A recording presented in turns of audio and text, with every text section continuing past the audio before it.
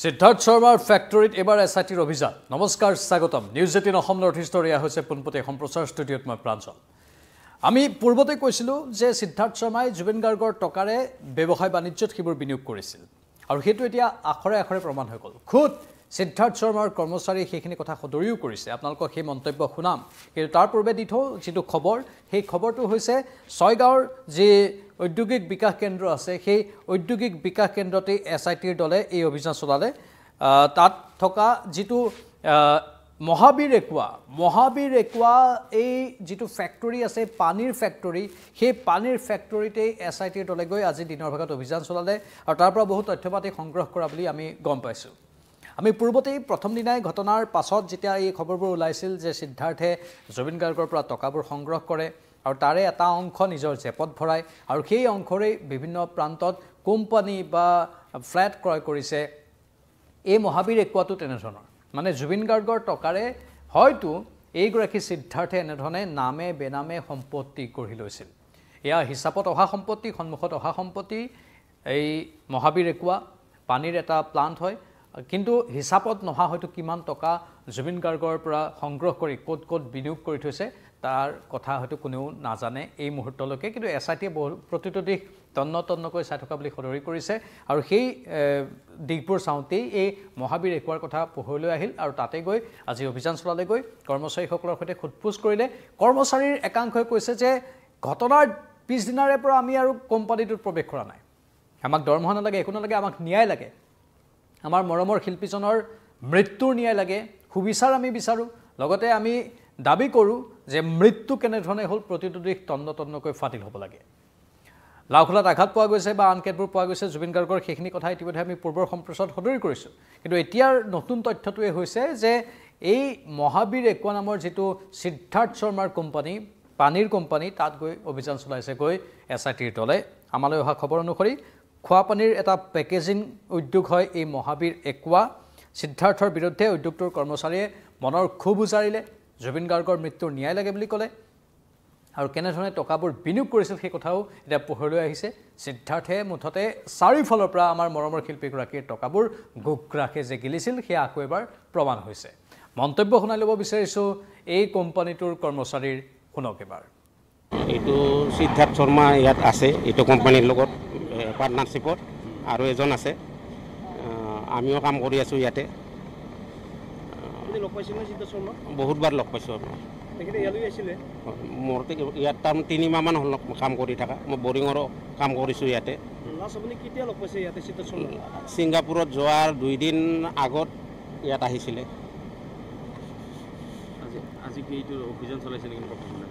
এনেকুৱা শুনি কিনে আহিলোঁ মই মই পুৰা কোম্পানী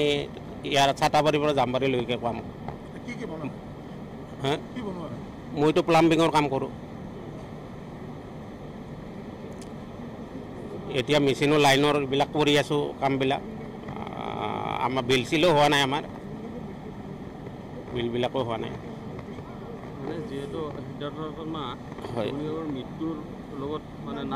হয় হয় এইটোতো তেওঁকতো ধৰি ফাঁচি দিব লাগে এইটো 1 নম্বৰ কথা কাৰণ জুবিন সকলোৰে হিয়াৰ আমঠু হয় আমাৰো বহুত দুখ লাগিছে শুনি মইতো সিদিনাখনৰ পৰা ইয়াত সোমোৱাই নাই আজিলৈকে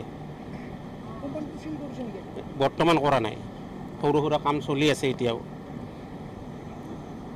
মানে ইয়াতে আৰু আছে নেকি সিদ্ধাৰ্থ শৰ্মাৰ আৰু পাৰ্টনাৰ কোম্পানী নাই এইটোৱে ফাৰ্ষ্ট এইটোতো বেলেগ গিলাছ কোম্পানী আছিল সিহঁতে লৈছে এতিয়া কোম্পানীৰ নামটো মই গম নাপাওঁ কোম্পানীৰ নাম দিয়াই নাই বৰ্তমান সিমান আৰু আমিও ভালকৈ নাজানো কিন্তু এইটো হয় বুলি আমি এনেকৈ মানুহমতে আৰু শুনা পাই আছোঁ সিদ্ধাৰ্থ শৰ্মা সিদ্ধাৰ্থ আহিছিল নে নাই ইয়াতে এতিয়া নাজানো কিন্তু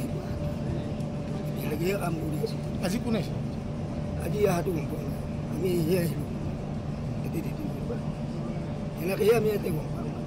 মানে বেলেগ তাতে ছয়গাঁৱৰ ঔদ্যোগিক বিকাশ কেন্দ্ৰত থকা এই মহাবীৰ একুৱাত জুবিন গাৰ্গৰ সৈতে ছিংগাপুৰলৈ যোৱাৰ 2 দিন পূৰ্বে এই সিদ্ধাৰ্থ শৰ্মা গৈ উপস্থিত হৈছিল তাৰ পাছত আহি হয়তো কোম্পানীৰ টকাবোৰৰ হিচাপ নিকাচ ল'লেহেঁতেন কিন্তু সিদ্ধাৰ্থে ইতিমধ্যে এই সমগ্ৰ ঘটনাক্ৰমত আন কেইবাটাও দিশ দেখুৱাই থৈ গ'ল কেনেধৰণে নামে বেনামে সম্পত্তি গঢ়িছিল তাৰ এতিয়া হিচাপবোৰ লাহে লাহে সন্মুখলৈ আহিবলৈ ধৰিছে কিন্তু আমি কওঁ যে এইগৰাকী সিদ্ধাৰ্থৰ বিৰুদ্ধে অভিযোগবোৰ এনেধৰণে এতিয়া শেহতীয়াকৈ উত্থাপন হৈ আছে যে জুবিন গাৰ্গৰ ষ্টুডিঅ'টো নিৰ্মাণৰ নামতো শেখৰৰ সৈতে মিলি সিদ্ধাৰ্থে জুবিন গাৰ্গৰ পৰা টকাবোৰ হৰলুকি কৰিছিল কেনেধৰণে এটা মাইক্ৰফোনৰ দাম যিটো প্ৰকৃত দাম 5 লাখ টকা তাৰ দাম 10, 12, 16 লাখ টকালৈকে বৃদ্ধি কৰি দিছিল তেনেধৰণে জুবিন গাৰ্গৰ পৰা টকাবোৰ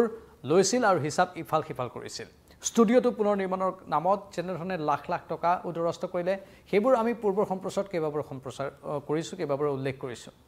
লগতে ৰাষ্ট্ৰীয় ঘাইপথৰ কাষত এখন হোটেলতো এইগৰাকী সিদ্ধাৰ্থৰ বিনিয়োগ আছে বুলি ওলাইছিল কথা পাছত অৱশ্যে সেই হোটেলখনৰ কৰ্তৃপক্ষই কিছু স্পষ্টীকৰণ দিছিল যে ইয়াত সিদ্ধাৰ্থৰ কোনো বিনিয়োগ নাই কিন্তু তাতো অৱশ্যে ৰহস্যৰ গোন্ধ পোৱা গৈছিল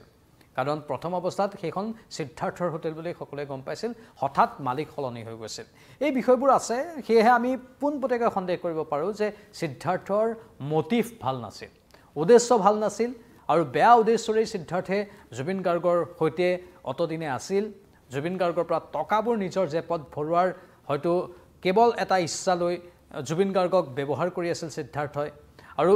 জুবিন গাৰ্গক সহজ সৰল পায় জুবিন গাৰ্গক অতি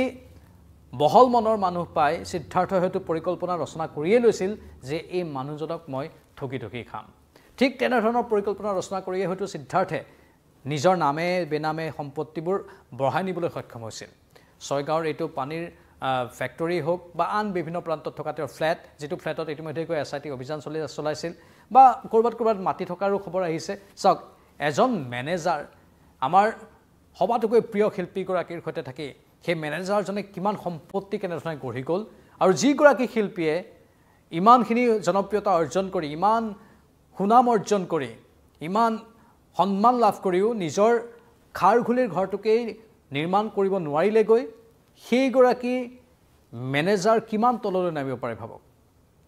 জুবিন গাৰ্গে নিজৰ ঘৰটোকে নিৰ্মাণ কৰিব নোৱাৰিলেগৈ খাৰঘুলিৰ ঘৰটো আধৰুৱা হৈ থাকি গ'ল সপোনৰ সেই ঘৰটো কিন্তু ইফালে মেনেজাৰ সিদ্ধাৰ্থই চাৰিওফালে কেৱল সম্পত্তি আৰু সম্পত্তি গঢ়িলে মূল শিল্পীজনেই বা মূল ব্যক্তিজনেই পৰা নাই সেই মূল ব্যক্তিজনৰ মেনেজাৰটোৱে পাৰিছে সেই ৰহস্যক অধিক বা এই সন্দেহক অধিক গাঢ় কৰিছে সেই বুজাই দিছে যে এওঁলোকে কেনেধৰণে নিজৰ জেপত বহুত ধন ভৰাইছিল হয়তো একেলগে গুগৰাখে গিলা নাছিল জুবিন গাৰ্গৰ বিভিন্ন স্পন্সৰ থাকে বিভিন্ন অনুষ্ঠান থাকে বিভিন্ন অনুষ্ঠানত আমন্ত্ৰণ জনায় প্ৰতিটো অনুষ্ঠানৰ প্ৰায় চাগে অলপ অলপকৈ জেপত ভৰাই আছিল এই সিদ্ধাৰ্থ বোলাটোৱে অথবা শেখৰ বোলাটোৱে সেই সন্দেহ কৰিছে এতিয়া বিভিন্ন জনাই কাৰণ একেলগে গোটেই টকা যদি জেপত ভৰাই লয় তেনেহ'লে ধৰা পৰি যাব সেয়েহে প্ৰতিটো অনুষ্ঠানৰ পৰা জুবিন গাৰ্গক যদি দিব লাগে 8 লাখ টকা সেই 8 লাখ টকাৰ সলনি তেওঁলোকে হয়তো 6 লাখ টকা দিছিল বা 5 লাখ টকা দিছিল 3 লাখ বা 2 লাখ টকা নিজৰ জেপত ভৰাই লৈছিল কিন্তু ইফালে তেওঁলোকে নিজৰ দৰমহাটো পায় প্ৰাপ্যটো পায় এনেধৰণে তেওঁলোকে গোটেই হিচাপ নিকাচবোৰ কৰি আছিল যাৰ ফলতে হয়তো এতিয়া এই সম্পত্তি গঢ়িব পাৰিছে এনেধৰণে বিভিন্ন স্থানত আমি আশা কৰিম SITয়ে তদন্ত অধিক ক্ষীপ্ৰ কৰি তোলক অধিক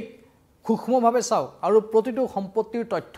ৰাজহুৱা কৰিবলৈ যাতে সক্ষম হয় সিদ্ধাৰ্থ শেখৰতে ক'ত কেনেধৰণে সম্পত্তি গঢ়িছিল শেখৰ বোলাজনেও কেনেধৰণে ডুপ্লেক্স ঘৰ নিৰ্মাণ কৰিছিল সেয়া আমি দেখিবলৈ পাইছোঁ সেই ঘৰবোৰৰ